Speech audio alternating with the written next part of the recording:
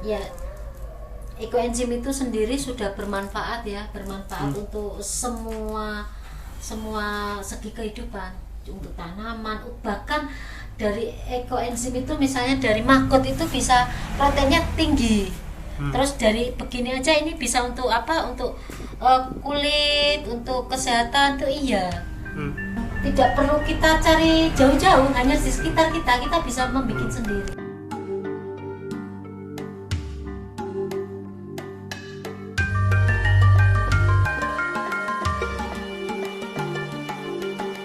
Saya 4 tahun terakhir ini fokusnya di limbah sampah plastik dalam berkesenian saya dan berkreativitas saya. Karena ada hubungannya dengan riset dan penelitian saya di pasca sarjana. Nah, ini hanya salah satu teknik, salah dua, dan masih ada salah lainnya. Saya masih kuliah di pasca sarjana ISI Yogyakarta, mengambil seni 3 dimensi atau seni patung ya. Dan riset saya itu di limbah sampah plastik. Kenapa saya mengambil limbah sampah plastik? Karena 5 tahun atau 6 tahun terakhir ini, seingat saya, limbah sampah plastik di Indonesia itu semakin mengkhawatirkan. Waktu saya mau menempuh itu sangat sedang puncak-puncaknya mengkhawatirkan. Nggak cuma di laut. Kenapa saya mengambil limbah sampah plastik darat? Karena dari penelitian saya, limbah sampah plastik di darat pun juga tak kalah bahayanya dengan di laut. Karena itu sangat mempengaruhi struktur tanah, mempengaruhi kehidupan tanaman, bahkan mikro binatang renik itu sangat pengaruh, dan itu pernah saya buktikan juga waktu saya penelitian. Ini saya bikin dari limbah sampah plastik. Ini saya ambil dari tas kresek, dari piyungan, dan dari Buosari saya dapat ini. Terus yang patung-patung ini saya harus bikin model dulu, baru kemudian diisi, dicetak itu dengan serbu sampah plastik di luar. Ini tas kresek. Kalau ini yang putih ini dari yang keras-keras. Keras-keras itu yang sudah dicacah kemudian jadikan chip. Isinya chip itu udah jadi bubuk itu loh. Kayak tepung, lebih lembut lagi. Yang kemarin saya tunjukkan lembut. Seperti tepung. Dan itu ada pengolahannya sendiri dan harus menggunakan alat berat. Alat berat itu ya harus pakai mesin.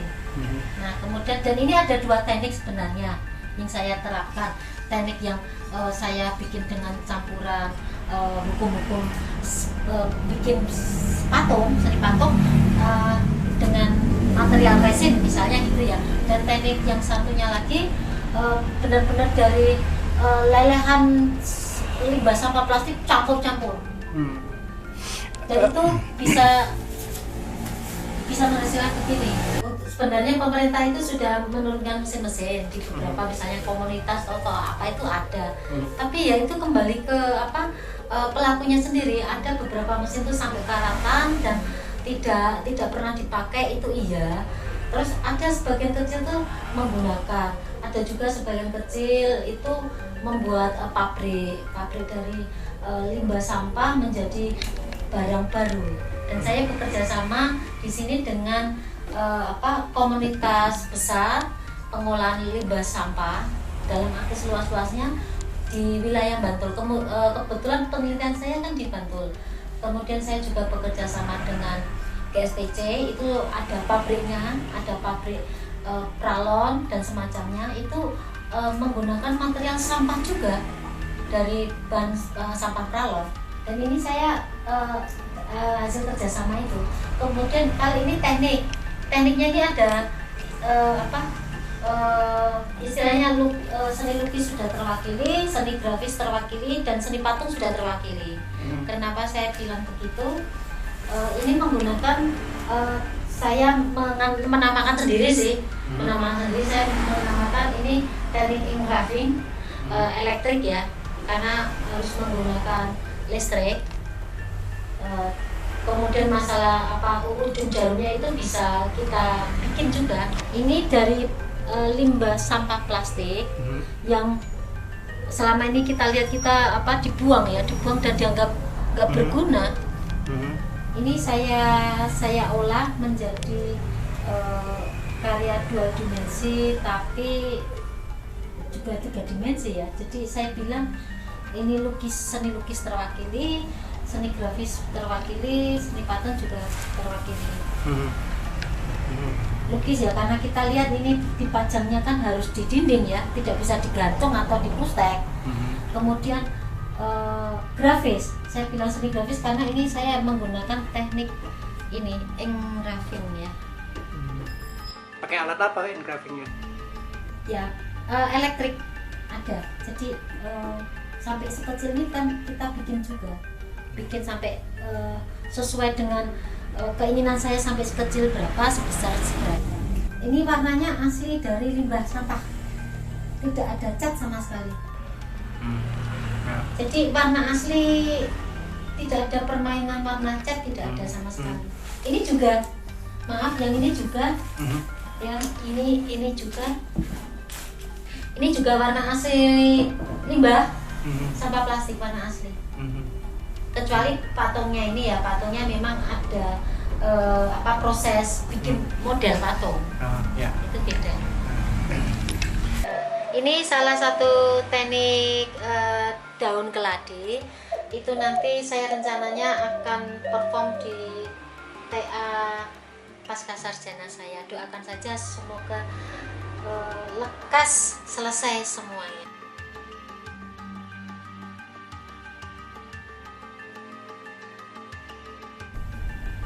Ini dari limbah masker. Saya dapatkan dari limbah masker dan saya mencoba berkali-kali dan ini yang paling simpel berhasil ya, ini dari limbah masker. Kenapa saya bikin tebal? Karena biar kekuatannya juga biar kuat, karena itu kan dari kain yang kain masker yang menumpuk di ujung corak itu sangat banyak sekali. Dan kami, nggak cuma saya ya, kami ingin mengembangkan ke produk-produk, gak cuma ini kan, bisa dibikin apa saja, bisa meja, kursi atau apa aja bisa. Tapi ini banyak dari masker bekas dengan teknik khusus. Masker tangan sekali buang, ini jadinya begini dan sangat sudah seperti disulap, sudah tidak berbentuk masker, ada ban campuran. Ya ini rahasia orang patung. Tinggal tebal tipisnya, rangkaiannya bisa untuk meja, kursi atau apapun bisa, tergantung kita mau bikin apa, bisa dijadikan apa saja. Pagar pun juga bisa kalau mau. Kemudian yang ini itu dari komunitas, sebenarnya kita sedang banyak beberapa tahun terakhir ini sedang mengadakan workshop. Jadi ini semua masyarakat sudah kalau bisa memang harus tahu caranya. Ini dari ekoenzim, sabun mandi sama sabun kecantikan. Karena kita pakai workshopnya itu yang pakai simple aja. Kalau untuk produk ya nanti kan ini dari ekoenzim. Dari ekoenzim dan ya unsur-unsur bikin sabun kan orang juga udah tahu semua lah apa aja. Tapi ini unsur utamanya itu ekoenzim. Ekoenzim itu kan dari fermentasi limbah sampah organik yang sedang kita galakkan.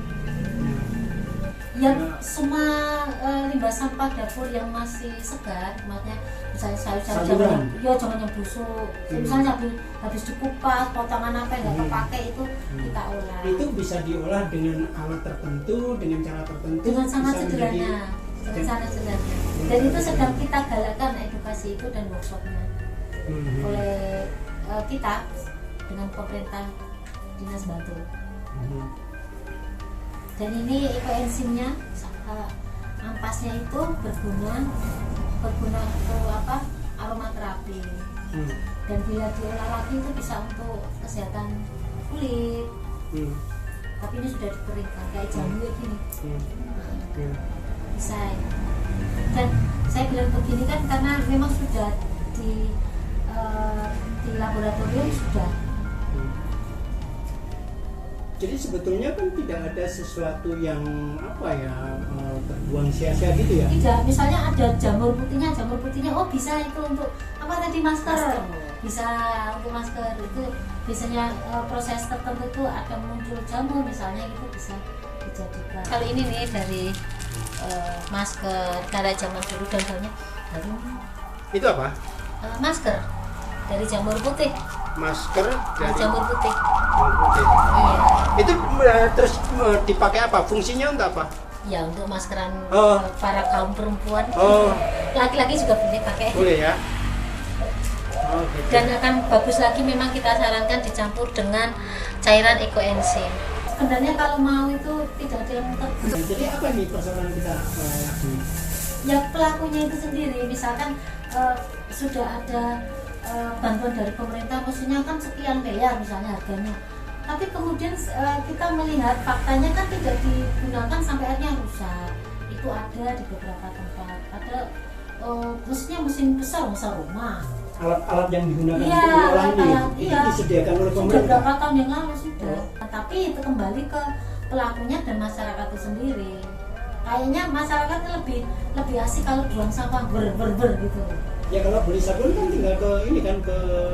Oh ya ada permasalahan misalnya sabun mereka pernah untuk masyarakat itu bilang kok sabunnya lebih mahal. Ini ya ekoenzim bisa dilihat di Google pun juga ada di googling ya. Itu manfaatnya luar biasa. Ngapain susah-susah bikin ini kan di minimarket tinggal beli. Nah itu beda kalau minimarket itu kan banyak kimianya. Kita itu benar-benar mengolah lagi limbah sampah menjadi yang bermanfaat. Jadi Emang kelebihannya apa kalau yang yang ekoenzim ini, sabun ekoenzim ini? sebenarnya ekoenzim nggak bergerak di sabun saja, tapi banyak sekali. Nah, apa keistimewaan dari sabun ekoenzim ini? Ya, ekoenzim itu sendiri sudah bermanfaat ya, untuk semua segi kehidupan, untuk tanaman, bahkan dari ekoenzim itu misalnya dari maggot itu bisa proteinnya tinggi. Terus dari begini aja ini bisa untuk apa? Untuk kulit, untuk kesehatan tuh iya. Jadi ekoenzim itu sudah mengandung berlipat-lipat kegunaan yang tidak perlu kita cari jauh-jauh, hanya di sekitar kita bisa membuat sendiri. Jadi bukan hanya dalam bentuk sabun ya? Iya, banyak. Apa aja? Ya bisa nanti maggotnya itu bisa dimanfaatkan. Maggot itu apa? Ular-ularnya itu. Oh. Dari sampah itu ekoenzim. Terus jamurnya, airnya, terus ekstra airnya itu bisa semua. Bahkan bisa yang kemarin pameran di Sirkular Ekonomi Nasional itu saya bikin untuk warna lukisan itu bisa. Dan warnanya ekoenzim itu beda-beda, misalkan dari buah naga pasti agak merah-merah tua angker gimana gitu loh warnanya. Sangar gitu loh. Nanti kalau hijau gimana, kuning gimana itu. Jadi warna-warnanya itu saya bagus kalau menurut saya. Dan kalau masalah ngomong seharusnya masyarakat gimana itu saya sudah gak bisa ngomong, karena kita itu saya sudah bertahun-tahun, bahkan ada rekan saya sesama relawan, kami bilang kami relawan tidak dibayar. Kami bekerja dengan sosial, dengan ikhlas, karena untuk lingkungan hidup, untuk masa depan anak cucu kita. Dan itu pertama-tama mereka biasanya workshop itu penuh semangat, tapi setelah itu semangatnya turun, tidak mau melanjutkan kayak gitu. Itu kendala kita kan di situ.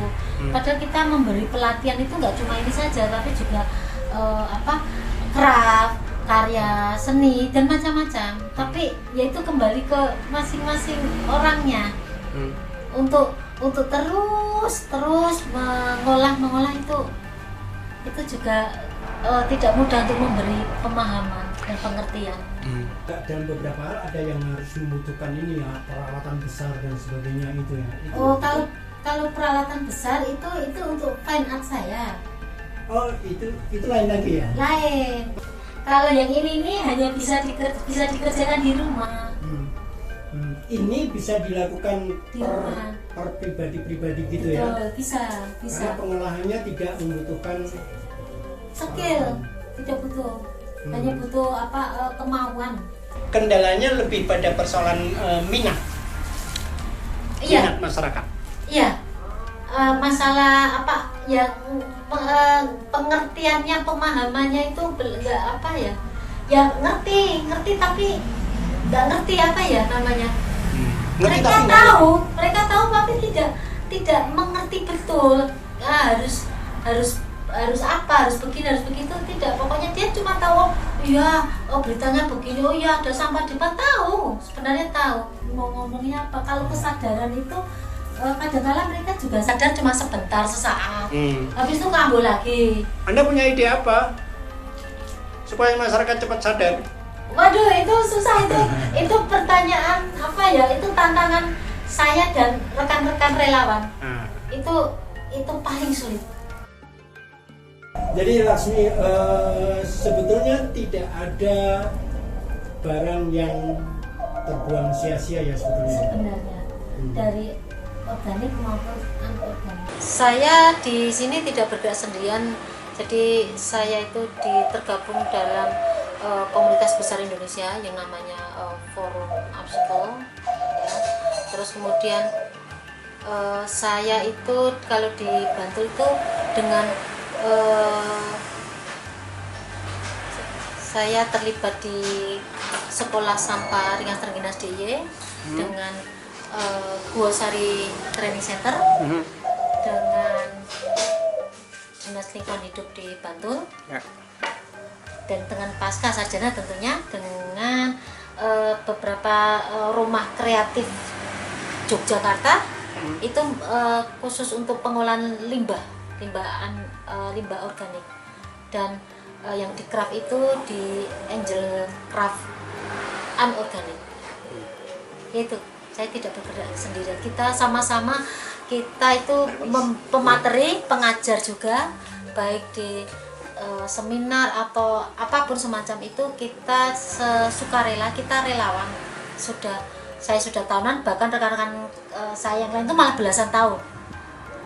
Dan kami sangat welcome bagi semua masyarakat di sana bila menginginkan pemateri dan workshop itu silakan hubungi kami, bisa studio saya atau salah satu dari bagian dari kami. Ya, saya dari hati kecil saya menginginkan semua lapisan masyarakat itu sekarang makin pinter ya, macam tahu tentang teknologi, tentang apa aja semuanya tahu dan tambah pinter-pinter. Tapi ya itu tadi nggak ngerti, cobalah lebih ngerti, lebih dalam, lebih memahami ya, sampai nggak cuma sekedar sadar. Kalau sadar cuma sesaat ya percuma ya, tapi kita harus tahu bahwa kita hidup ini kita harus juga punya tanggung jawab untuk memelihara bumi. Bumi itu nggak cuma di tanah aja, tapi semuanya, laut, tanah, udara, semuanya itu sangat penting. Dimulai dari hal-hal yang terdekat dan hal-hal yang terkecil. Ya ini sama-sama di sekitar kita itu jangan disepelekan. Itu masih bisa kita manfaatkan, kita minimalkan, kita olah menjadi sesuatu yang bermanfaat. Dan walaupun kita menghadapi pabrik-pabrik yang modern yang terus menghasilkan, ya bagaimana caranya ayo kita bersama-sama lah, kita bisa saling membantu untuk mengolah semua sampah organik maupun anorganik. Yaitu itu saja yang perlu saya sampaikan. Memang tidak mudah untuk hati kecil kita untuk melakukan sampai ke saraf-saraf tangan kita untuk melakukan sesuatu yang kreativitas yang berguna, itu ya tidak mudah.